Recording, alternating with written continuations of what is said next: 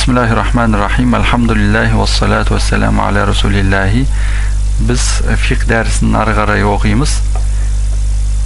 Dersimiz hayz. Вала тақрау каджунубин ва нуфаса. Hayz кезінде Құран аяттарын оқымайды. Жүніп пен нифас қаны келген әйелдер сияқты.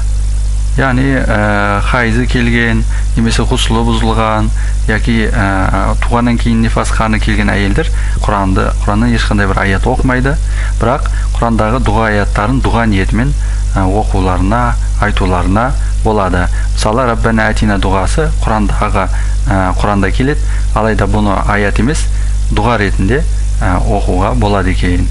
Және де осы жағдайларда оқылып жатқан Құранды да тыңдауға болады. Себебі Айша анамыз сондай үзірлі күндері жұбайы пайғамбар саллаллаху алейхи вассалам Құран оқып отырғанда қасында отыратын кездері болған.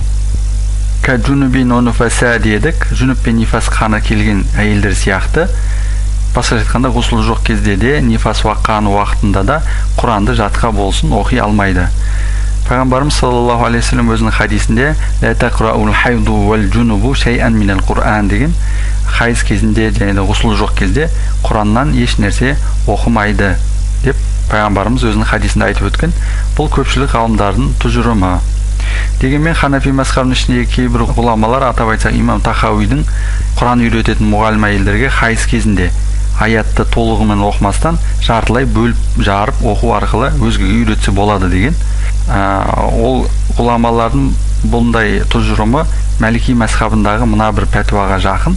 Малики мазхабында берілген пәтуа бойынша хайз және нифас кездеріндегі Құран үйретуші және үйренуші әйелдерге Құранды ұстау әрі оны оқуға үйретуге рұқсат етіледі делінген.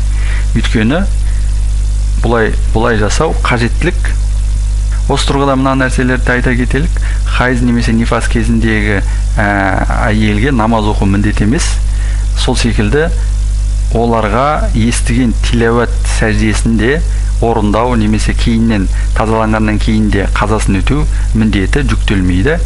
Бірақ жүніп кезінде естіген тилауат сәждесін ғұсыл алғаннан кейін қазасын өтейді. Ары қарай оқимыз. Бихилафил мухтиси, дәреті бұзылған кісінің үкімі басқа. Бағана жоғарыда айтып өттік, хайз немесе нифас яки ғұсыл жоқ адамдар Құранды жатқа болсын оқи алмайды дедік. Ал енді дәрет жоқ кезде Құран аяттарын жатқа оқуына болады деген. Тіпті Құранға қолын тигізбей қалам сияқты бір затпен парақтарын ашып отырып Құран кітаптан оқуына да болады делінген фиқх кітаптарында. Ары қарай оқимыз. Ла ямассу хаулаи, аталмыш жағдайдағылар, яғни хайыз, нифас, ғұсылсыз жағдайдағы адам және дәрет жоқ кезде ла ямассу, ұстамайды, нені? Мусхафан, Құран кітапқа қолдарын тигізбейді, ұстамайды, бірақ илля биғилафин мутаджафин, бірақ бөлек тыс арқылы, яғни Құранмен тұтаспаған бөлек тыс арқылы Құранды ұстауға болады екен. Мысалы, футляр, мата, қағаз, тағы да басқа осындай онымен тұтаспаған бөлек тыс арқылы ұстауға болады. Енді әлгіндей жағдайларда Құранды ұстауға болмайды деген пайғамбарымыздың хадисіне сүйенеді. Пайғамбарымыз саллаллаху алейхи вассалам Йемен халқына жолдаған хатында Құранды тек тазаланып ұстасын деп бұйырған екен.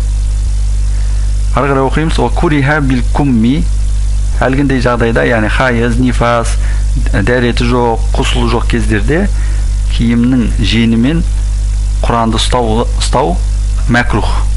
Құран кітапты ләж болса қолдың жеңімен емес, бөлек затпен ұстаған жақсы. Өйткені үстіндегі киюлі киімі де денесі іспетті. Сол себептен де кейбір Ханафи ғалымдары үстіндегі киімнің жеңімен немесе шапанның етегімен Құран кітапты әлгіндей жағдайларда ұстауға болмайды деп, мәкрух деп пәтуа шығарған. Бірақ Құранды қолдың жеңімен немесе шапанның етегімен дәресіне ғұсылсыз ұстай беруге болады дейтін Ханафи ғалымдарда жоқ емес. Ары қарай оқимыз. Вала дирхаман фихи суратун, Құран сүресі жазылған дирхам ақшаны да хайз уақытында немесе нифас, ғұсылсыз уақыттарда ұстауға болмайды. Илля бисурратин, бірақ амиянға салып ұстауға болады. surratun amyan degенди билдирет, яғни кошелек.